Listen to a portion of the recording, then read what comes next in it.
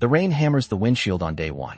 Day 2, you're stuck inside playing cards, watching the ocean you paid for through fogged-up glass. Day 3, same thing. Then day 4, the clouds break, and you're at a table on the sand, wine in hand, sun dropping into the water like it was staged just for you. That's the memory that survives. Back home, you tell everyone the trip was incredible. You mean it. Next year, you book the upgrade, the better room, the pricier package, chasing a feeling built on 20 minutes out of 4 days. But there's one question you can ask yourself in the middle of any experience that cuts through this illusion completely and stops you overspending on autopilot. You're right in the middle of the party. The volume, the food, one bad conversation by the coat room on your way out. Ask people to rate the whole night later, and they won't average it. They'll report the peak and the exit. Nothing else survives.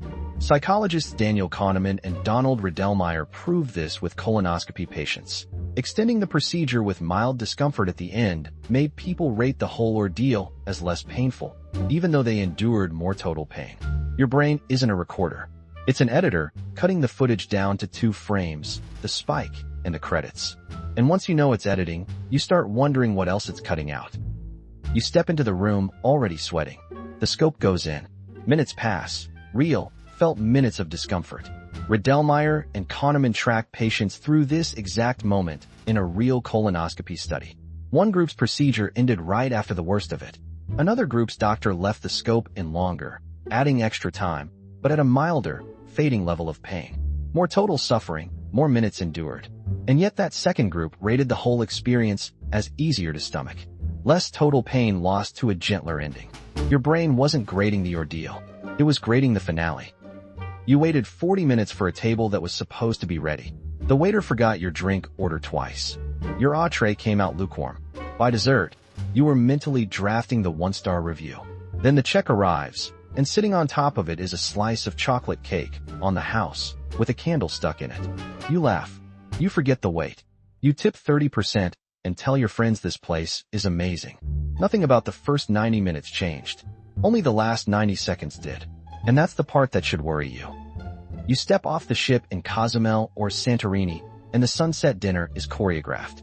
Cruise lines call it the grand finale. Internally, fireworks off the stern, a chocolate buffet, the captain's toast. Resorts do the same with a farewell bonfire on night 4. They're not being generous. They know Kahneman's peak-end rule runs your review. You'll rate the whole week by that one closing scene, then rebook based on it, ignoring 3 formulaic days at sea. The finale isn't a bonus. It's engineered bait. And the strangest part is how cheap it is to build.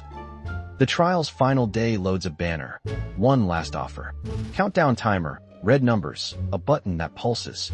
You barely open the app in the last 2 weeks. 3 logins, 1 forgotten. Doesn't matter.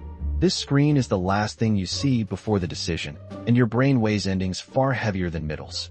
Psychologists call it the peak-end rule. You don't remember an experience, you remember its final moment and its peak, then treat that as the whole story. So 13 quiet days vanish. One flashing discount becomes this app was great. You tap upgrade. The app didn't earn your money. Its last screen did. And that same trick, it turns out, was discovered decades ago, on a table, with a tube stuck in someone's arm. You step out of the store, and the sting of the price tag is already gone. That's the twist. Peak-end memory doesn't just polish the good parts. It deletes the pain of paying. The $200 dinner, the surge-priced ride home, the gym membership you barely use. Your brain filed the ending, not the invoice. So you book the flight again. You renew the subscription again. Not because the math worked out, because the last screen felt good, and the checkout screen never made the highlight reel. Your memory isn't lying about the fun. It's just refusing to keep the receipt. You're on the edge, still tasting the last bite. Ask yourself right now, if this ended in the next 60 seconds, was it worth what you paid? Not the finale, the whole stretch. The line, the wait, the middle 20 minutes that already blurred. That single question breaks the spell, because it forces you to grade the average, not the ending, and endings are cheap tricks your memory plays on you. Try it at the concert, at the tasting menu, at the resort pool. You'll feel the illusion crack in real time. The purchase was never the moment you loved.